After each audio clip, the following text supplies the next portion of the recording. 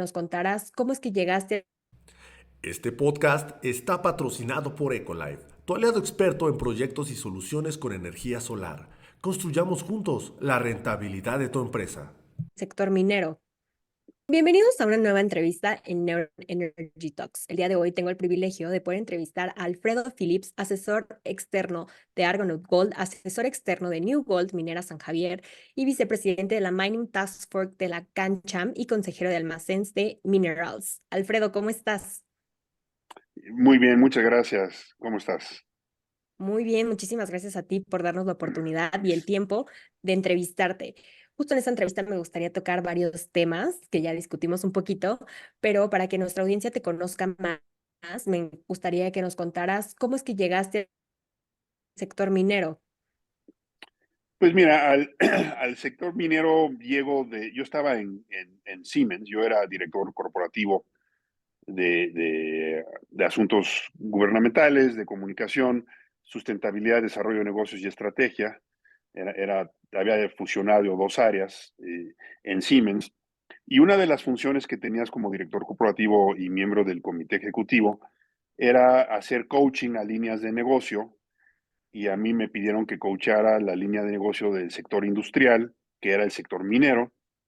Yo participé desde Siemens como parte del equipo que desarrolló el ciclo combinado de la caridad para Grupo México en el 2013, eh, una planta muy importante de generación de energía eléctrica, 500 megawatts en el estado de Sonora.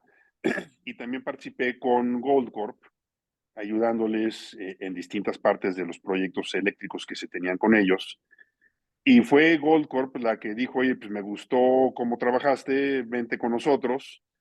Y me piratearon de Siemens en el 2013. Entonces caí al sector, digamos, había ya participado en el sector minero como Siemens en el 2012, pero en el 2013 llego al sector entrando primero en Goldcorp y después de un paso fugaz, acabando en Torex Gold, que con Minera Media Luna en Guerrero, desarrollamos el proyecto de Limón Guajes, que es un proyecto sumamente moderno, que ahora está expandiéndose a una segunda etapa. Fue una inversión inicial de $800 millones en una zona complicada, y con criterios de protección de medio ambiente y de tecnologías que en su momento, y creo que siguen siendo, pero en su momento fueron pioneras a nivel nacional en varias áreas. Alfredo, y justo me gustaría, ya que tú llegaste al sector minero justo con esta gran riqueza y experiencia desde el sector energético, que nos dieras información de minería para la gente que no es de minería. Y me gustaría empezar con la pregunta de cuáles consideras que son los retos y el contexto de la industria minera mexicana. Pues mira, el tema minero mexicano y el tema minero en general es un tema de narrativas. Yo creo que ha sido un sector que se difundía información poco, no era un sector conocido, era muy, digo, se mantenía mucho en un perfil muy bajo, Hijo. y entonces la gente no lo conocía, y la narrativa que dominaba eran narrativas de opositores que realmente no estaban comunicando información verídica. Y eso le ha costado al sector minero un tema de imagen. Entonces, yo diría, el primer reto del sector minero, que yo creo que ya está cambiando, es darse a conocer como un sector fundamental para la economía mexicana y del mundo. El sector minero es fundamental para la transición energética. Entonces, cuando tú hablas de temas de energías verdes, renovables, transición energética, vehículos eléctricos, eh, estás hablando del sector minero, porque como podrán conocer algunos de tus lectores, un vehículo eléctrico comparado a un vehículo normal tiene 30 kilos adicionales de cobre, por ejemplo, Un vehículo normal tiene entre 20 y 22 kilos de cobre, cableado y demás. Un vehículo eléctrico tiene de 50 a 52 kilos de cobre. Entonces, el consumo tan solo de cobre y de otros materiales, níquel, plata, oro, zinc, litio, por ejemplo, que es muy popular para el tema de las baterías, eh, convierte al sector en un sector fundamental que requiere participar de manera activa y para ello además requiere expandirse, porque si tú piensas tan solo en el tema de cobre, que hoy veía una noticia, Grupo México y Cananea son el principal productor de cobre en México y el quinto a nivel mundial, pero tendrías que tener 10 veces más la producción que tienes hoy para poder satisfacer toda la demanda tan solo de vehículos eléctricos a nivel mundial. Wow. Y tan solo cobre, más otros materiales que se usan, grafito, cobalto, zinc, níquel, la plata, el oro, que es conductor, digo, para el tema de celulares, que estamos ahorita en un Zoom, estos nuestros celulares tienen mucho, o sea, la gente dice, piensa en oro y piensa en joyería y no piensa en usos industriales, conductividad eléctrica, conductividad de señales, limpieza en la conductividad, todo eso, estos minerales son fundamentales. Entonces, el sector minero es un sector crítico para la mayoría de las cosas que hoy el ser humano le son importantes.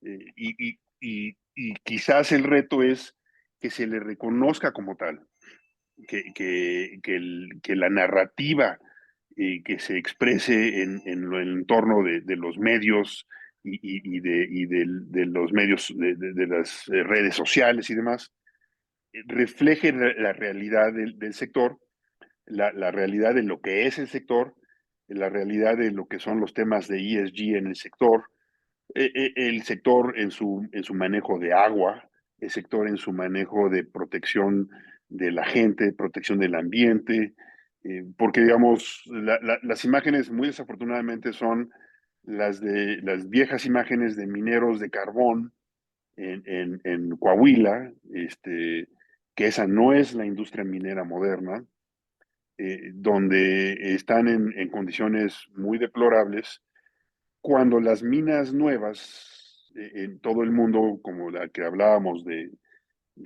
Cananea, de Grupo México, las de Peñoles o la de Torex Gold, Media Luna en Guerrero, son tecnológicamente de punta y no son conocidas, ¿no? Como tal.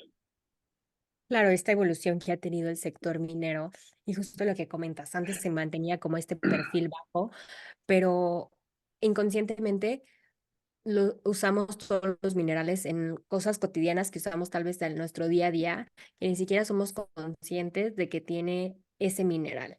Por eso me gustaría, Alfredo, hacerte la siguiente pregunta. ¿Cómo evaluamos la importancia de la minería para el desarrollo económico de México y su impacto, justo lo que tú comentaste, en comunidades vulnerables? Mira, eh, empezando por el lado de lo relevante, el sector minero produce más de 400,000 empleos al año directos en las últimas estadísticas del Seguro Social, del IMSS. No me acuerdo la cifra exacta que sale de Caminex, pero son más de 400,000 empleos directos. Si tú calificas que cada empleo directo genera, especialmente por las zonas donde se ubican las minas, que típicamente son zonas remotas, generas de 5, 6 empleos por cada uno, estás hablando más de 2 millones de empleos en general. El sector minero es el 8% del PIB industrial. Es el 2% y cacho, casi 3% del PIB. O sea, es un sector económicamente muy relevante en la economía mexicana por su peso específico en términos de empleo, de buenos empleos. Los empleos del sector minero más o menos están cotizados 40% por arriba del promedio de los empleos del IMSS. con seguridad social, toda la parte formal. eh, entonces, estás hablando de empleos, de muchos empleos y de empleos buenos. Y además, típicamente en zonas muy remotas, porque los minerales se encuentran en las zonas montañosas y en zonas que a veces son muy lejanas de zonas urbanas. Es muy raro encontrar una minera cerca de una zona urbana. Digo, existen, las hay, pero típicamente están en zonas remotas y tienes que hacer recorridos de 3, 4 horas para llegar a las minas. Y ahí es donde la parte del impacto en las comunidades es muy importante, porque como estás en zonas remotas, muchas veces el sector minero le ofrece a las comunidades una oportunidad de cambio económico de vida. Y eso es, digo, son zonas donde la tierra típicamente es poco fértil, es muy agreste. La tierra sirve para ganado y muchas veces es tan agreste que solo ganado bovino, ganado vacuno es muy difícil. Este, digo, si hay agricultura es de subsistencia, las milpas chiquitas para la parte de subsistencia, digamos, no son zonas agrícolas importantes, no son zonas típicamente forestales importantes, son zonas típicamente con vegetaciones escasas y zonas típicamente agrestes más áridas. Entonces, ahí te conviertes en muchas ocasiones en la oportunidad económica real de las poblaciones que no tienen otra alternativa. Y en muchas ocasiones te conviertes en el proveedor de muchos de los servicios que el Estado, los municipios y el Estado deben proveer, pero por la lejanía de las comunidades tampoco las proveen. Entonces, las empresas mineras se convierten típicamente en el proveedor de empleos, en el proveedor de servicios de salud, en el proveedor de servicios de educación. Digamos, no que la mina sustituya a la Secretaría de Educación Pública en cada parte, pero típicamente las minas ayudan a construir las escuelas, ayudan a cubrir costos de la operación de las escuelas, aportan materiales, desde autoconstrucción para baños en algunas escuelas, aulas en otras escuelas, equipamiento de computadoras en otras escuelas, en el tema de salud, clínicas de salud, campañas de salud, vacunación, campañas en temas de diabetes. Eh, eh, en muchas ocasiones la clínica que tiene el pueblo es una clínica que o construyó o habilitó la empresa minera. Entonces, al final del día, las empresas mineras se convierten en parte muy importante de estas comunidades típicamente pequeñas, 1,000 a 3,000 habitantes, y típicamente muy remotas. Entonces, esa es la imagen y con un concepto moderno donde las comunidades son parte esencial de la filosofía y cultura de las empresas. Si quieres, ahorita nos metemos a ese tema, pero no sé si con eso más o menos contestamos la pregunta. Sí, perfecto. Y justo nos gustaría, bueno, queríamos señalar lo que dijiste de las minerías apoyando el desarrollo económico y crecimiento económico de estas comunidades remotamente lejanas o vulnerables que muchas veces, malamente, el gobierno pues no les brinda como estos servicios básicos desde la educación hasta la salud. Pero lo que pasa es que están muy lejos, entonces, eh, eh, digamos, no es que el sector minero quiera sustituir a la función del Estado, pero como no hay otra alternativa, el sector minero es el que acaba haciendo estas funciones. Y en algunas ocasiones hasta funciones de seguridad pública.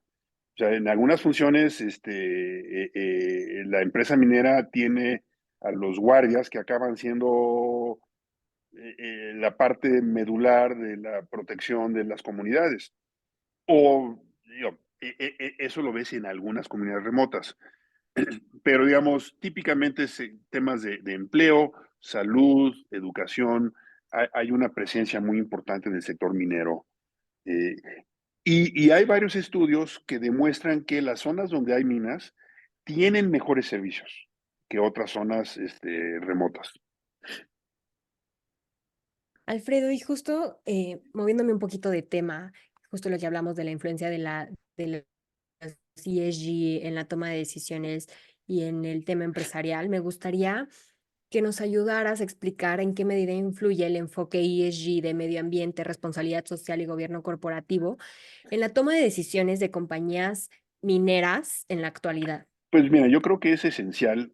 El tema de ESG realmente surge, y lo ves hace unos años, en la parte financiera. Entonces, si las empresas energéticas, mineras y de otro tipo de industrias extractivas quieren tener acceso a recursos, tienen que cumplir con los criterios que imponen las empresas financieras.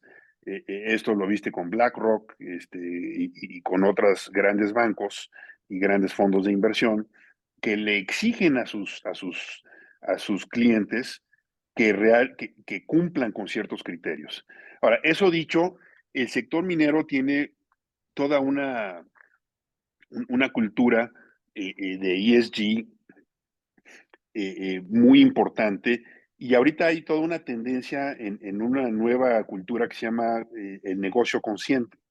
Y por eso algunas veces escucharás que el hashtag minería consciente, porque en esta filosofía del negocio consciente, que surge hace unos 10 años, lo lideran distintas empresas en Estados Unidos, en particular John Mackey de Whole Foods, que ahora es una empresa del grupo de Amazon, y Raj Sisodia, que es más, da clases aquí en el TEC de Monterrey, en México.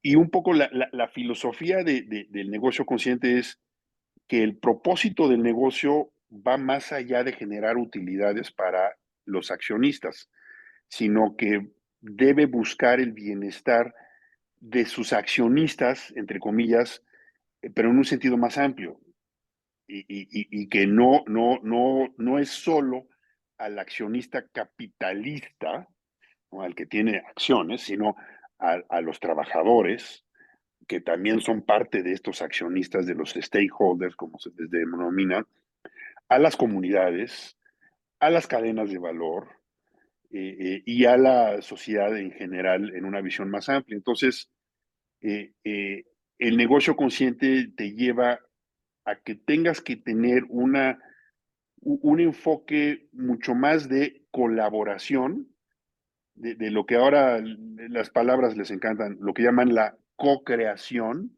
de proyectos con tus comunidades, donde dejas de ser asistencialista, que era muy fácil hacerlo en el pasado, y yo creo que muchas empresas en todos los sectores lo hacían, eran asistencialistas en el sentido de que le daban a las comunidades lo que las empresas pensaban que las comunidades necesitaban, y pasas a un esquema de co-construcción, de co-desarrollo, donde junto con las comunidades buscas que ellos se empoderen y decidan qué es lo que les hace falta.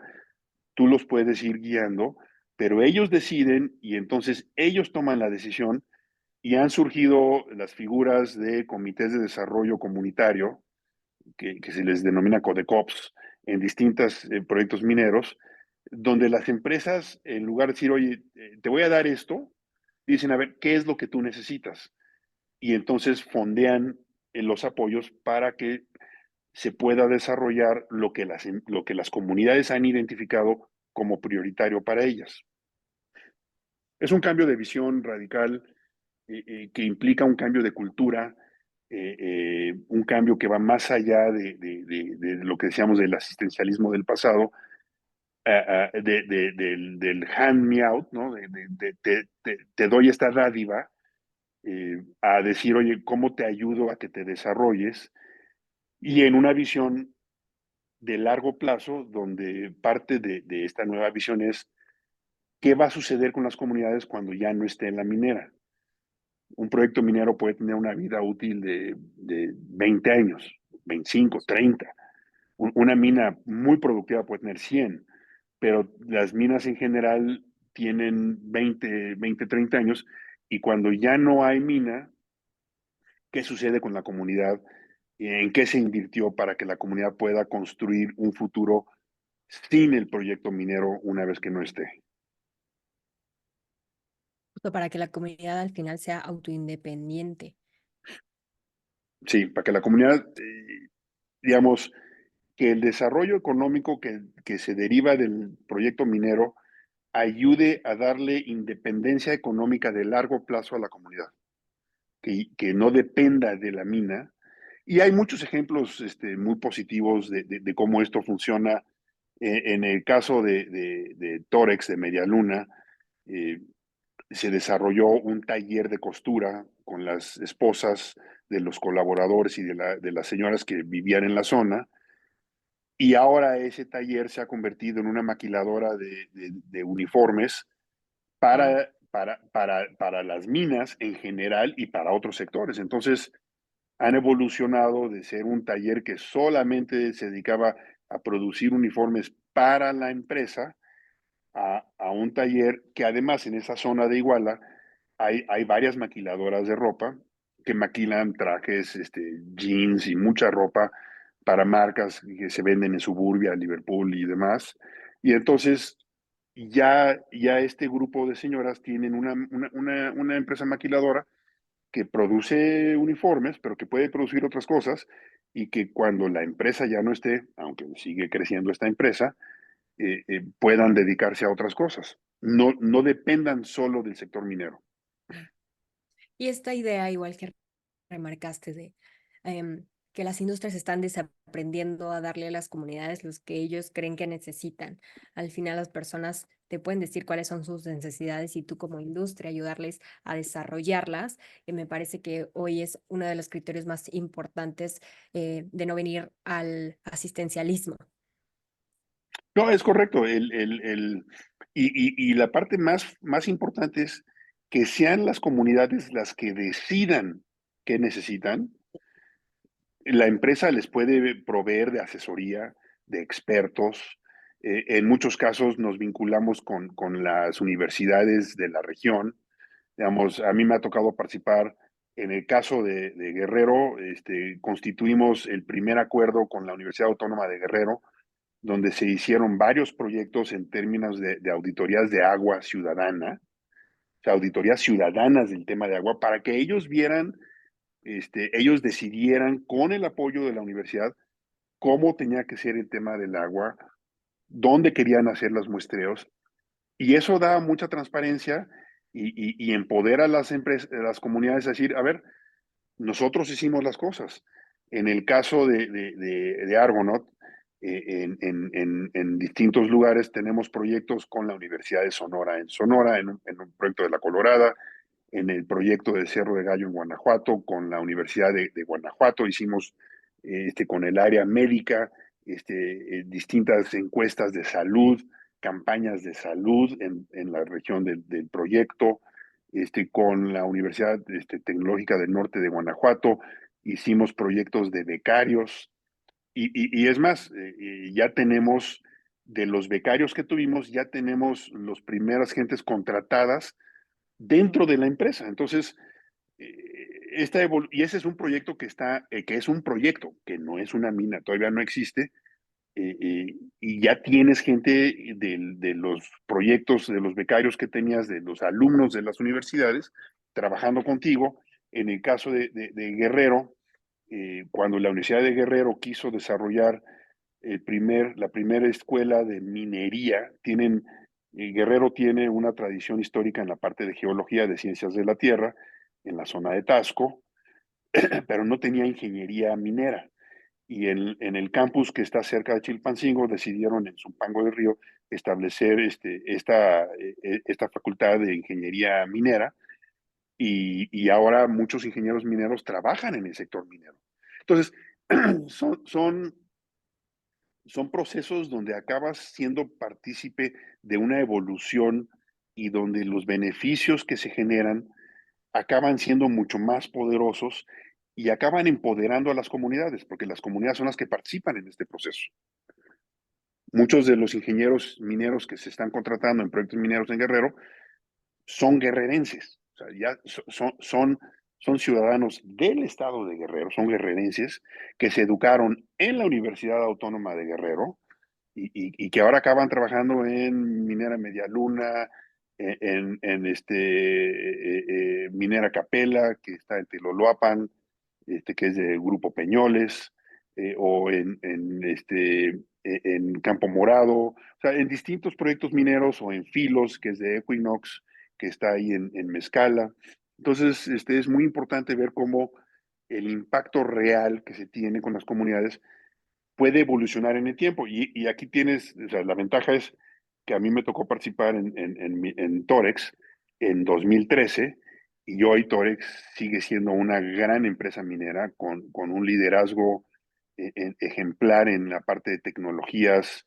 Es de las primeras mineras que tiene está construyendo una planta de energía solar para mover toda la parte eléctrica de las nuevas minas subterráneas que se está desarrollando. Entonces, hay toda una dinámica que evoluciona y que acaba siendo punta de lanza. Y de Alfredo, y la justo cual, desafortunadamente, la narrativa que decíamos es poco conocida. Alfredo, y justo hablando de los recursos y las estrategias que tienen las mineras para la zona donde están ubicadas, me gustaría ahora abarcar un poco el tema del agua. Justo ahorita lo mencionaste de estas auditorías ciudadanas que se hacían. ¿Podrías compartir algunas iniciativas o cuáles son las estrategias para garantizar el uso eficiente del agua en las zonas mineras? Mira, por ejemplo, hay muchos ejemplos en el manejo de agua. El sector minero tiene digamos, una imagen, reputación, si quieres llamarle, mal desarrollada, porque realmente es un sector que cuida del agua. Eh, Típicamente, el sector minero recicla y recircula la mayor parte del agua que se consume. En un proyecto normal, digamos, donde se hacen procesos que son conocidos como de lixiviación, en patios de lixiviación, típicamente más del 90% del agua se recircula. Y las únicas pérdidas que se tienen en los procesos son por evaporación, porque estás en lugares muy calientes. Proyectos como Minera Media Luna, Torex, tienen proyectos de lixiviación que se les conoce como lixiviación dinámica, que son en circuitos cerrados con tanques. Entonces, la evaporación es mucho menor, se recircula el agua y tienes entonces un manejo de agua sumamente eficiente, con cero descargas. Típicamente los proyectos mineros no tienen descargas porque el agua se recircula o se toma de las piletas de agua y se recircula hacia los procesos de lixiviación o en circuitos cerrados nunca sale del proceso de lixiviación. Eh, Tienes proyectos mineros que usan lo que se llama ahora la cosecha de agua. Yo conozco Almaden Minerals, que es un proyecto maravilloso y que se queda en proyecto, no ha podido arrancar todavía. Tenía como diseño usar solo el agua pluvial. Entonces, todo el diseño del proyecto es cosecha de agua, que quiere decir con piletas de retención de agua en zonas muy agrestes, muy áridas, donde si tú no retienes el agua, lo que acaba sucediendo es que el agua se escurre y se pierde. Y se va hacia los ríos y se acaba perdiendo en la zona. Y estos son sistemas que te permiten capturar el agua para utilizarla en procesos o agrícolas o industriales. En el caso de Almaden, el diseño era de cosecha de agua al 100%, no iban a usar concesiones de agua aunque tenían concesiones de agua, no iban a extraer agua del subsuelo, iban a usar solo cosecha de agua, 100%, y ya han estado haciendo pruebas piloto con distintas comunidades cercanas a la zona del proyecto, donde las comunidades han tenido mucho éxito en hortalizas, en nuevas producción agrícola, por el tema de cosecha de agua. Tienes otros proyectos que están pensando y están proponiendo utilizar aguas de plantas de tratamiento. Esa es un área de oportunidad gigantesca. En México, la mayoría de las pérdidas de agua que se tienen son a nivel municipal por falta de tener plantas operativas de tratamiento de aguas. Entonces, ahí tienes un área de oportunidad y proyectos como Guanajuato y otros tienen considerada el estudio de analizar la posibilidad de, en lugar de utilizar agua del subsuelo, aunque tienes concesiones, poder utilizar agua derivada de plantas de tratamiento de agua. Y esto lo tienes hay muchos proyectos donde ya lo están haciendo y donde el agua que se usa es agua que de otra forma se estaría tirando. Un poco lo que se platicaba cuando se viene la planta de Tesla a Nuevo León, se hablaba de que el consumo de agua y el consumo de agua, y lo que nada más no quedaba claro en la narrativa era que el consumo de agua era consumo de agua de plantas de tratamiento de agua. Entonces, esa es agua que se iba a perder de todas formas. Entonces, no están usando agua potable del subsuelo, de las cuencas hídricas, sino están tomando aguas negras o grises para después procesarlas para que tengan la calidad que se requiere para poder usarla en los procesos industriales y posiblemente después potabilizar algo de esa agua. Entonces, el agua para el sector minero es un factor crítico.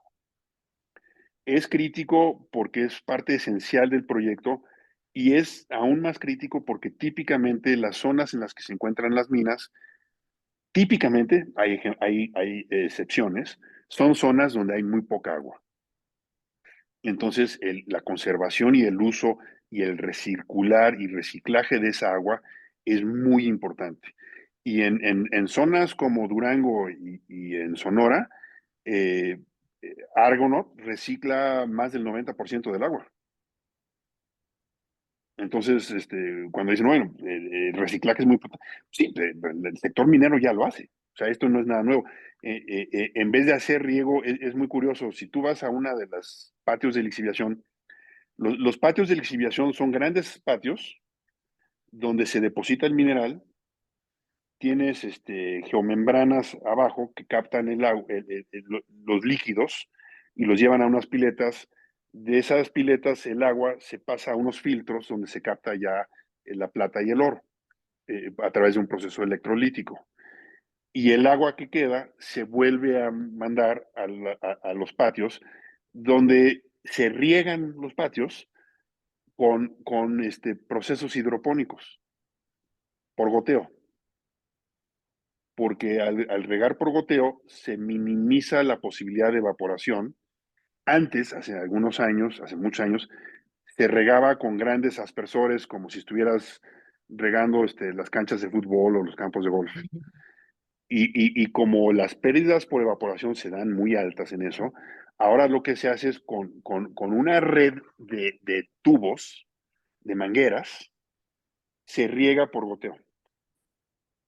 Y digamos, estas son cosas que son poco conocidas, pero que hacen que las eficiencias del goteo sean mucho más altas, se pierde menos agua por evaporación y se aprovecha. Entonces, el sector minero, el tema del agua es crítico. Es un área, es un sector que realmente consume. Si tú ves las cifras, los datos oficiales, el 75% del agua se va al sector agrícola. El 15-18% del agua se va a la parte municipal y es un 8, 6, 8% el que se usa para sector industrial. Y del sector industrial, el sector minero es el 0.35. Wow. O sea, es muy chiquito. Es realmente, es más un tema de narrativas que de realidades. La realidad es que el sector minero es muy cuidadoso del agua, es exactamente por la escasez. E igualmente siento que es falta un poco de visibilización de estas estrategias que tienen las minerías respecto a los diferentes recursos y tristemente seguimos pensando en las minerías de hace años o tenemos este perfil todavía o esta imagen de lo que nos habían enseñado cómo se usaba, ¿no? Entonces Es sí me correcto. parece muy importante darle más visibilización a todo lo que nos estás compartiendo, Alfredo, que sin duda alguna personalmente me parece muy enriquecedor saber que existen estas estrategias tanto con el agua como las comunidades donde se establecen las minerías. Sí, claro. Y estamos de acuerdo, por eso encantado de participar con ustedes, porque tenemos que hacer más visibles estos temas. Y digamos, cuando le preguntas ahí, oye, ¿cómo riegas? Y tú ves los sistemas de riego de hortalizas y demás, son aspersores gigantes. Entonces, cuando te digo, oye, no, espérate, si tú vas a un patio de lixiviación en un proyecto minero, vas a ver una red de mangueras, una cuadrícula de mangueras, y te voy a decir, y están por goteo casi casi.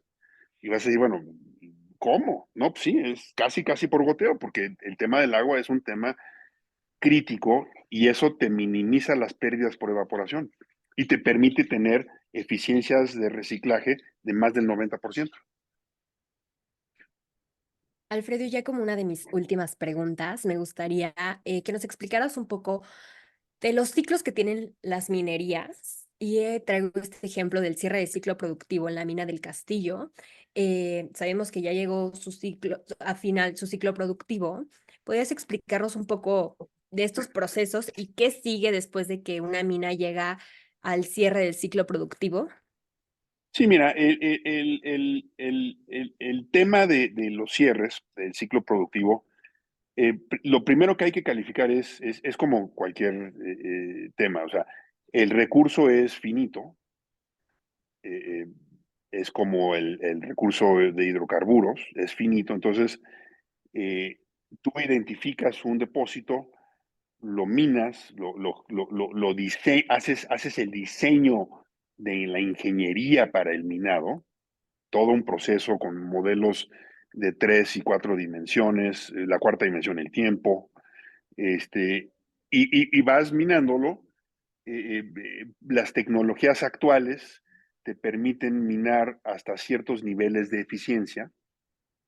Hay un tema que se llama la ley, y la ley minera no es un tema legal, es un tema de cuánto mineral, cuántos gramos de mineral hay por tonelada de material que se extrae. Entonces, si yo te digo la ley minera, una ley minera muy buena de 4%, 5%, 5, quiere decir que 4 o 5 gramos de mineral salen de una tonelada de material. Entonces, un proyecto tiene, las tecnologías te permiten optimizar la recuperación del mineral hasta cierto grado. Entonces, cuando ya no costea más allá, se dan los cierres de los procesos, que no quiere decir que en el futuro, si hubiese una tecnología que te permita explotar estos minerales con leyes más bajas, porque haces más eficiente la recuperación, que no pueda regresar un proyecto como el Castillo a ser minado si encuentras una tecnología diferente. Y las tecnologías evolucionan. Entonces, hoy cierras este proyecto, mañana en 10 años lo reabres, porque resulta que encontraste una tecnología que te permite hacer eficientemente la recuperación y eso ya lo permite que lo reabras. Ahora, aquí lo importante, ese es un poco el ciclo del proyecto minero. O encuentras depósitos, típicamente debajo del depósito original te puedes encontrar un depósito adicional. Para eso Ok. tienes que hacer perforaciones, barrenación. Las perforaciones son muy caras. Hay tecnologías nuevas geomagnéticas que te permiten identificar lo que llaman anomalías magnéticas. Los cuerpos minerales generan campos magnéticos y entonces puedes identificarlos. Y hay tecnologías que permiten penetrar el subsuelo con más profundidad. Entonces, hay muchas tecnologías que pueden llevar a que un proyecto que había cerrado se reabra. Pero bueno, si ese no es el caso y ahorita ya te toca cerrarlo, aquí lo más importante es el tema de los estándares de cierre. El ICMM, que es el instituto de tema minero metalúrgico a nivel mundial, tiene ciertos estándares que lo que van viendo es cómo cierras el proyecto minero recuperando lo que se puede, dejándolo estable, monitoreándolo durante varios años para garantizar que ya no hay residuos de químicos. Eh, por ejemplo, en el caso del castillo, con los estándares del ICMM, buscas recuperar los patios y los cerros que tienes, eh, reforestarlos con plantas originarias nativas de la región. Buscas tener pendientes que generen un tema de estabilidad.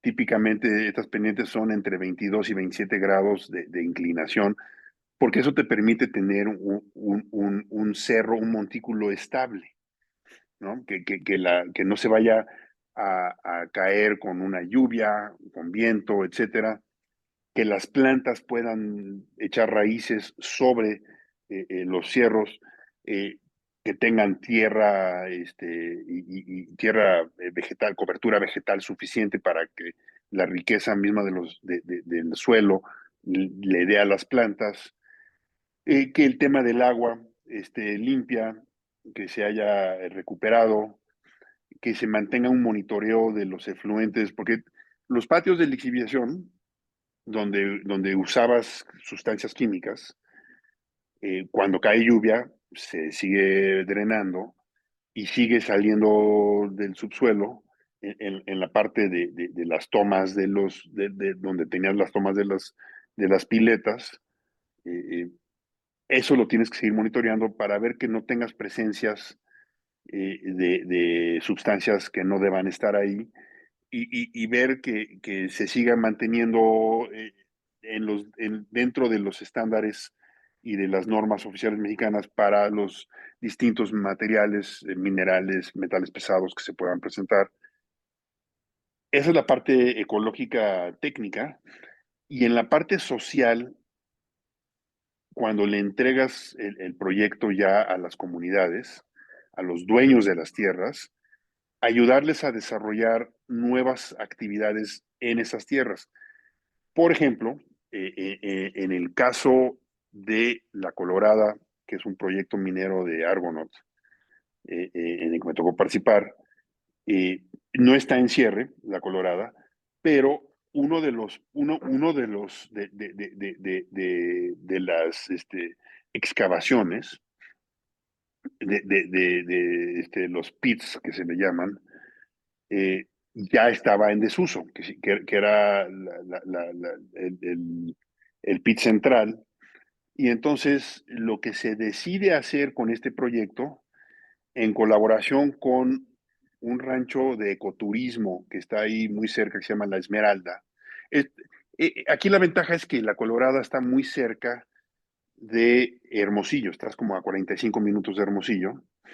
Entonces, en los fines de semana, hacia esa zona salen grupos de ciclistas que se van al Rancho de la Esmeralda.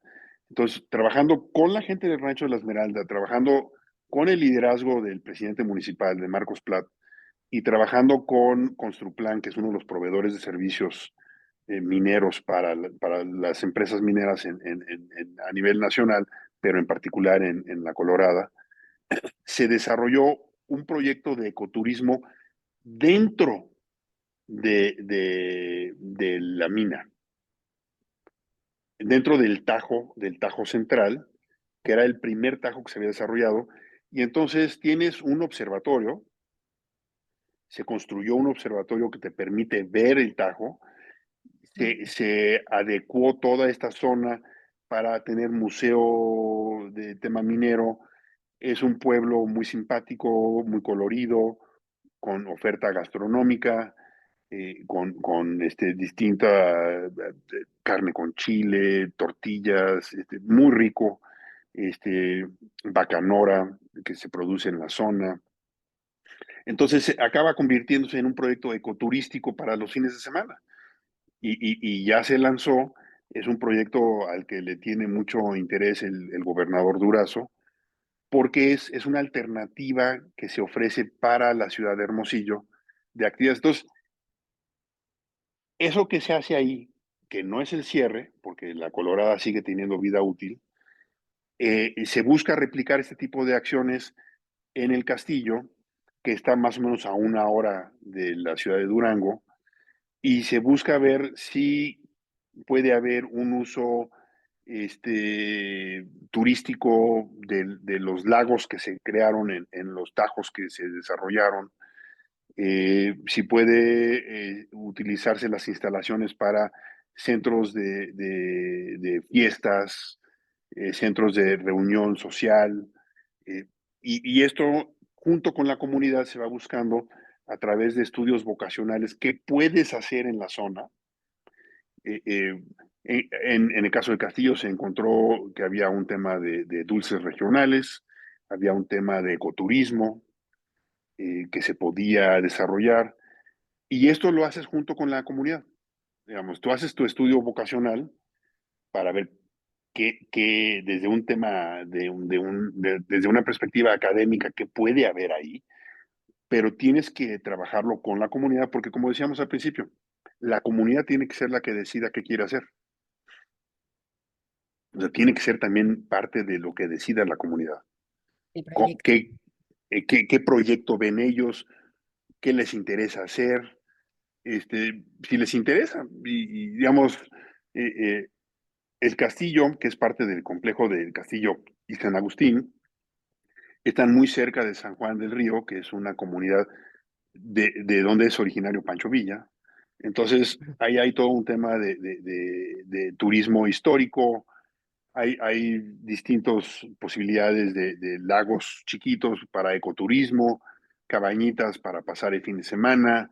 Entonces, acabas buscándole temas ecoturísticos, temas de conservas, de ganado caprino, cabrito, que curiosamente en esa zona no se consume mucho, pero pues es algo que podría ser muy Ese. productivo y generar recursos, ¿no? Entonces, se analizan las distintas opciones y todo esto siguiendo los estándares internacionales de cierre para que puedas tú documentar claramente que estás haciendo las cosas de acuerdo a las mejores prácticas, que eso es fundamental. Muchísimas gracias por esta entrevista. Estos temas que sin duda alguna desde el sector minero necesitamos escuchar estas estrategias que se están haciendo tanto como los recursos como con las comunidades vulnerables, como qué pasa después o qué pasa en estas diferentes etapas de la minera y de la minería. Me gustaría que pudiéramos cerrar con una conclusión personal sobre los diferentes temas que tocamos. Pues sí, mira, yo creo que en conclusión a mí me parece, en mi experiencia, digo, hay gente con mucha más experiencia, pero yo por lo menos ya llevo 12 años, 13 años cerca del sector minero. Me parece que ESG es muy importante, pero el cambio fundamental es el cambio cultural dentro de las empresas, con esta visión del negocio consciente. Yo creo que ese es el cambio fundamental.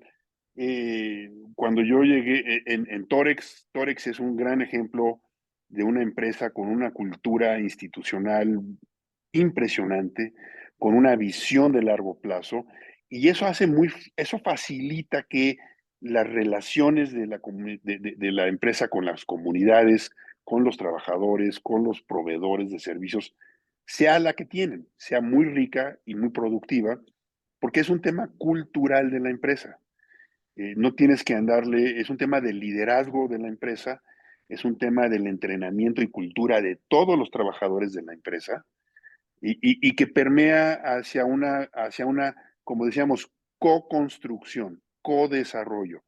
Ya es una visión no asistencialista, es una visión de hacer las cosas juntos con las comunidades, hacer las cosas juntos con tus trabajadores, hacer las cosas juntos con las autoridades. Entonces, yo creo que aquí la parte fundamental es reconocer la importancia de estas culturas institucionales dentro de las empresas, de los valores que las empresas deben tener y empujar, de esta visión del negocio consciente donde el propósito de la empresa no debe ser solo generar utilidades para los accionistas, sino generar bienestar para todos los accionistas, entendiendo como accionistas a los trabajadores de la empresa, que son parte de la empresa, a las comunidades donde te ubicas, que son parte de la empresa, y resienten los impactos positivos y negativos que derivan de la empresa, por lo que hay que ser muy conscientes de eso,